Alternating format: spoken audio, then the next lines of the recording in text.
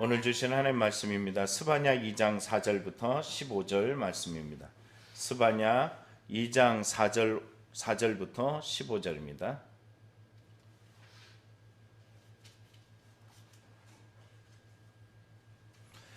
가사는 버림을 당하며 아스글론은 폐허가 되며 아스돗은 대낮에 쫓겨나며 에그로는 뽑히리라. 해변 주민 그렛 족속에게 화 있을진저 블레스 사람의 땅 가나안 여호와의 말씀이 너희를 치나니 내가 너를 멸하여 주민이 없게 하리라. 해변은 풀밭이 되어 목자의 운막과 양떼의 우리가 거기 있을 것이며 그 지경은 유다 족속의 남은 자에게로 돌아갈지라. 그들이 거기에 양떼를 먹이고 저녁에는 아스글론 지배들이 누우리니 이는 그들의 하나님 여호와가 그들을 살피시사 그들이 사로잡힘을 돌이킬 것임이라. 내가 모압의 비방과 암몬 자손의 조롱하는 말을 들었나니 그들이 내 백성을 비방하고 자기들이 경계에 대하여 교만하였느니라. 그러므로 만군의 여호와 이스라엘 하나님이 말하노라. 내가 나의 삶을 두고 맹세하노니 장차 모압은 소돔 같으며 암몬 자손은 고모라 같을 것이라. 찔레가 나며 소금 구덩이가 되어 영원히 황폐하리니 내 백성의 남은 자들이 그들을 노력하며 나의 남은 백성이 그것을 기업으로 얻을 것이라. 그들이 이런 일을 당할 것은 그들이 만군의 여호와의 백성을 회방하고 교만하여졌음이라. 여호와가 그들에게 두렵게 되어서 세상의 모든 신을 쇠약하게 하리니 이방의 모든 해변 사람들이 각각 자기 처소에서 여호와께 경배하리라. 구스 사람들아 너희도 내 칼에 죽임을 당하리라. 여호와의 북쪽을 향하여 손을 펴서 아수를 멸하며 니느웨를 황폐하게 하여 사막같이 메마르게 하리니 각종 짐승이 그 가운데 때로 놓을 것이며 당아와 고슴도치가 그 기둥 꼭대기에 깃들이고 그것들이 창에서 울 것이며 문턱이 적막하리니 백향목이 지은 것이 버스껴졌습니다. 이는 기쁜 성이라. 염려 없이 거주하며 마음에 이르기를 오직 나만 있고 나 외에는 다른 이가 없다 하였더니 어찌 이와 같이 황폐하여 들짐승이 엎드러질 곳이 되었는고. 지나가는 자마다 비웃으며 손을 흔들리로다. 아멘. 우리는 1장 1절부터 그리고 2장 4절까지 봤던 말씀, 이 3절까지 봤던 말씀들이 있죠. 하나님께서 이스라엘 백성을 심판하겠다라는 말씀입니다. 이상하죠. 우리가 이상하게 생각할 수밖에 없는 것은 이스라엘의 3대 의로운 여호사밧, 히스기야, 그리고 오늘 본문의 그 배경을 이루고 있는 오늘 본문에 이루고 있는 이 의로운 왕, 그 왕이 통치하고 있는 요스 왕이 통치하는 이런 시대 때인데도 불구하고 하나님 왜 심판을 선언하는 것이냐라는 거죠. 오늘 본문에 보면 이 말씀 가운데 기억할 것은 이들이 죄악이 만연했다라는 거예요. 하나님께서 이 땅의 거룩함과 하나님이 종교개혁을 일으키면서 뭔가를 변화시키려고 하는 그런 때에 전혀 변화되지 않고 고침받지 않고 여전히 이전의 그 죄악들, 므낫세서부터 그 다음 세대로부터 계속 이어지는 죄가들의 연속들이 그들의 삶에 묻어나 있고 전혀 돌이킬 생각도 변할 생각도 없이 믿지 않는 자의 모습으로 마지막 심판에 선언하는 것처럼 이런 모습을 추구하고 있습니다. 심지어 이들의 구원의 조건이 무엇이냐면은 성경은 이렇게 말하죠. 돈이 있으면 구원할 줄 안다라는 것이죠. 그러나 그들의 심판을 앞당길 뿐이라는 것입니다. 그래서 이런 가운데서도 하나님은 이 백성들을 심판하는 가운데서도 구원할 방법들을 예비하고 있어요. 그 방법은 두 가지로 나눈다 그랬죠. 첫째는 뭡니까? 여호와께 나오라는 것입니다. 여호와 앞에 나오라는 것은 회개하기 위하여 나오라는 것이, 여호와 앞에 모이기만 하면은 회개하며 나오면 그 죄가 무엇인지 보여지게 될 것이고 회개하게 될 것이고 하나님의 회복이 임할 것을 말합니다. 또 두 번째는 뭡니까? 두 번째는 여호와를 찾으며 공의와 겸손으로 구하라는 것이에요. 하나님의 뜻을 구하다 보면은 그 삶이 변화하여서 공의가 임하고 겸손이 임하는 삶으로 살아가게 된다는 사실입니다. 그리하면 이러한 여호와의 날, 하나님의 심판의 날에 하나님께서 그 사람들을 숨기시리라 라고 이야기하므로 오늘 성경의 2장 3절까지의 말씀이 마감되어집니다. 근데 여기 한 가지 기억할 것은 숨긴다라는 말이에요. 여러분, 스바냐라는 뜻이 하나님이 숨기시다 이런 뜻이에요. 그런데 오늘 본문의 2장 1절부터 3절의 내용은 뭐냐면 하나님이 이렇게 하면 숨겨주실 거야. 스바냐가 자기가 숨김이란 이름을 가지고 있으면서 이스라엘 백성이 여호와의 심판 앞에서 숨김을 당해서 그들이 하나님의 은혜를 입을 것을 말해주고 있습니다. 그래서 우리는 날마다 주 앞에서 우리는 회개하고 거룩해지고 그리고 주의 뜻이 무엇인지 분별하여 이 세대를 본받지 않고 하나님의 기뻐하시고 선하시고 온전한 것이 무엇인지 날마다 분별되어진 거룩한 삶이 되기를 간절히 축원합니다. 그러면 이렇게 심판을 선언할 때 이방 나라는 괜찮겠느냐? 아니라는 것입니다. 당신의 선민들을 괴롭히고 이방의 나라들도 동일하게 심판을 받을 것을 말해줍니다. 그래서 오늘 본문을 보면은 5개국의 심판을 선언하는데 4절부터 7절을 보면 블레셋에 대한 심판이고 또 8절부터 11절을 보면 모압과 암몬에 대한 심판이고요. 12절부터 15절에 보면 구스, 오늘날 말하면 에디오피아하고 아수르, 당대에 가장 강력했던 이 나라에 대한 심판을 선언하고 있습니다. 먼저 오늘 4절부터 7절을 보면은 블레셋에 대한 심판이죠. 여러분, 우리가 알고 있는 블레셋은 어떤 나라야? 이스라엘의 옆에 쭉 달라붙어 가지고 이스라엘이 범죄할 때마다 하나님의 채찍으로 몽둥이로 사용했던 나라입니다. 그러면 채찍으로 몽둥이로 사용했다고 그들이 자기 마음대로 교만하고 자기 마음대로 살아가면 되겠느냐? 아니라는 거죠. 항상 그들이 잘 될 때 자신들이 잘 되는 것이 자신들의 능력과 힘이 아님을 우리는 알아야 된다는 것입니다. 오늘 4절은 말하죠. 가사는 버림을 당하며 아스글론은 폐허가 되며 아스돗은 데나스에 쫓겨나며 에그론은 뽑히리라. 여러분, 여기에 이 블레셋의 5대 그 중요 도시들이 있어요. 근데 여기 보면은 가드를 제외하고 가사, 아스글론, 아스돗, 에그론, 여러분 이 4개 도시가 이렇게 반복되어서 심판되어질 것을 말해주고 있습니다. 그런데 이 순서의 나열이 어떻게 되냐면은 먼 곳에부터 가까운 곳으로, 그러니까 이게 의도적이라는 거죠. 왜요? 이 가사, 아스글론, 아스돗, 에그론이라고 이해할 때 이 도시가 먼 곳에서부터 이 심판받는 것이 어디로 오고 있냐면은 예루살렘으로 오고 있는 것이에요. 무슨 말인지 알겠죠? 그러니까 이 지형을 알고 있는 사람들은 이거를 들을 때 어떻게 하냐면, 야, 가사가 심판당해서 무너졌어요. 폐허가 됐어. 그 다음에 아스글론이, 그 다음에 아스돗이, 그 다음에 에그론이, 그러면 그 다음은 어디가 될까요? 예루살렘이. 이렇게 되는 거예요. 그러니까 저들이 심판받을 때 그냥 아이고 잘 됐네, 하나님이 우리는 괜찮아, 우리 문제가 없어, 이게 아니라 저들이 멸망할 때 왜 멸망하는 걸까? 저들이 무너질 때 어떤 이유로 저런 일들이 생겼을까?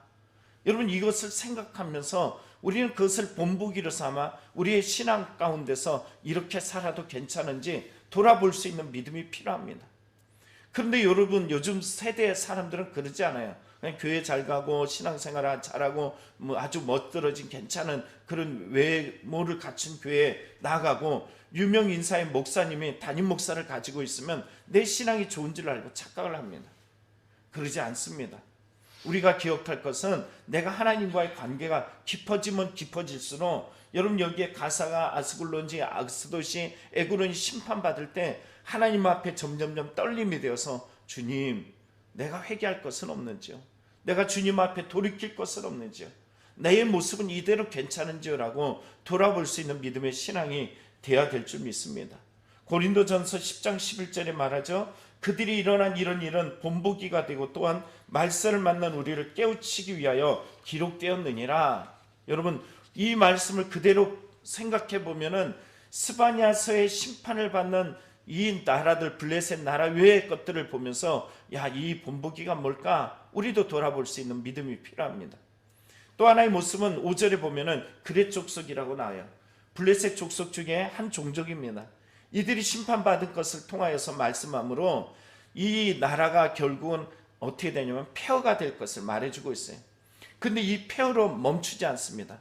하나님 이스라엘 백성에게 경고와 마음의 떨림과 그들의 성찰의 시간을 가져다 주면서도 그들이 또한, 우리는 1장 1절부터 2장 3절까지 이스라엘 백성이 심판받을 것을 말했지만 하나님의 마음은 어떤 마음이냐면 결국은 그 안에서 당신에게 숨겼던 사람들, 기억나죠? 숨겨졌던 사람들, 스바냐라고 이야기했던 이 숨겨진 사람들, 어떤 사람이라고요? 회개했던 사람들, 또 하나님의 뜻 앞에서 살아갔던 이런 사람들, 그들은 결국 나라가 망하고 바벨론 포로로 끌려갔지만 남은 자가 되어서 다시 돌아오게 됩니다. 그루터기가 돼서 다시 돌아옵니다. 그러면 그들이 돌아오는 날에 어떤 일이 있냐면은 7절을 봅니다. 바닷가 일대는 살아남은 유다 가문의 몫이 될 것이다. 거기에서 양떼를 먹이다가 해가 지면 아스글론에 있는 집으로 가서 누울 것이다. 주 그들의 하나님이 그들을 돌보셔서 사로잡혀 있는 곳에서 돌아가게 하실 것이다. 바로 이 말이에요. 하나님이 그들에게 그 땅을 주실 것이다 라는 겁니다. 유다의 남은 자에게 하나님이 그 언약을 끝까지 믿고 의지하며 나아갈 때 당장 무너지고 의심이 되고 하나님 왜 이랬습니까? 라고 이야기하면서도 여러분 지난주 주일처럼 엘리야처럼 그 광야에서도 하나님 죽여주십시오 라고 하는 그 정황이 있더라도 끝까지 믿고 따라가는 자에게 하나님이 그곳을 그들에게 주실 것을 선언하고 계십니다. 또 하나는 8절부터 11절이죠. 모압과 암몬에 대한 심판입니다. 여러분 모압, 암몬 기억할 것은 있어요. 누구의 후예일까요? 롯의 후예예요. 롯의 후예, 아브라함의 조카 롯의 후예인데 이들이 소돔과 고모라에 머물다가 이 나와가지고 근친 상간으로 통하여 형성되어진 민족이 바로 모압과 암몬이라는 나라입니다. 근데 오늘 성경에 보면 이들을 하나님께서 심판하겠대. 이스라엘에 대해서 여러분 친인척 관계고 가까운 관계고 도리어 도움이 되고 위로가 되어야 될 대상인데 이들은 어떤 짓을 했냐면 8절에 말하죠. 내가 모압의 비방과 암몬 자손이 조롱하는 말을 들었나니 그들이 내 백성을 비방하고 자기들의 경계에 대하여 교만하였느니라. 여러분 그들은 자신들이 잘났다고 생각하면서 이스라엘을 비방하고 모욕했는데 그 소리를 누가 들으셨다고요? 하나님이 들으셨어. 우리가 하는 말들이 누가 들어요? 하나님이 들으셔요. 우리는 괜찮거니 하고 말합니다. 내 입이기 때문에 내가 말하는데 뭐 어때? 라고 이야기하면서 말을 합니다. 그런데 이 말이 결국은 하나님의 심판이 된다는 사실이에요. 우리가 기억할 것은 이대로 괜찮으냐라는 거죠. 이런 말들, 이런 생각, 이런 가치 여러분 쏟아낼 때 말이라는 것이 어디서 나오는 거예요? 입이 달렸다고 말이 나오는 것이 아니라 말을 더 깊이 들어가면 그의 생활의 풍조나 아니면 가치나 그리고 그 마음의 다스림이라는 것이 입 안에 달려 있어요. 가장 끝에 변화되는 것이 있어요. 가장 살이 안 빠지는 게 배라고 이야기하죠. 그렇죠? 가장 변하지 않는 부분이 있어요. 어딜까요? 입이에요. 그런데 오늘 이들이 가지고 있던 이 비방 조롱의 말을 하나님께서 들으셨어요. 우리는 민수기 14장의 이 말을 기억합니다. 내가 들은 대로 시행하리라 하면서 하나님이 심판했던 것을 기억합니다. 그런데 여기 모압도 바로 암몬 족속도 하나님이 그들의 비방 소리를 들었고 또 하나는 자기들의 경계에 대하여 교만하였다라고 이야기하고 있어요. 다시 말하면 이들은 이스라엘을 침범하는 이런 모든 것들 언어와 행동 속에 교만이 묻어 있는 것이 이것을 하나님은 들으셨고 또 보심을 통해서 그들에게 하나님의 심판이 임할 것을 말합니다. 이들이 그러면 어떻게 되겠느냐? 여러분 누구의 후예라 그랬어요? 롯의 후예라 그랬잖아요. 롯의 어머니가 어떻게 됐습니까? 소돔과 고모라의 멸망의 자리에서 결국 소금기둥이 되었어요. 그런데 오늘 본문에 이들이 심판받을 때 그 아비가 그 어미가 그곳에서 잘 먹고 잘 살려다가 도리어 그 죄악으로 말미암아 심판함 가운데서 피하지 못했던 그 어미의 모습처럼 그곳이 소돔과 고모라로 바뀔 것을 말해주고 있습니다. 그럼 9절을 보겠습니다. 그러므로 만군의 여호와 이스라엘 하나님이 말하노라. 내가 나의 삶을 두고 맹세하노니 장차 모압은 소돔 같으며 암몬 자손은 고모라 같을 것이라. 찔레가 나며 소금 구덩이가 되어 영원히 황폐하리니 내 백성이 남은 자들이 그들을 노력하며 나의 남은 백성이 그것을 기업으로 얻을 것이다. 잘났다고 생각했던 곳이 도리어 남은 자들로 말미암아 결국은 폐허가 될 것을 말해주고 있습니다. 이런 이유는 무엇일까? 왜 그들을 심판하셨을까? 11절은 말합니다. 여호와가 그들에게 두렵게 되어서 세상의 모든 신을 쇠약하게 하리니 이방의 모든 해변 사람들이 각각 자기 처소에서 여호와께 경배하리라.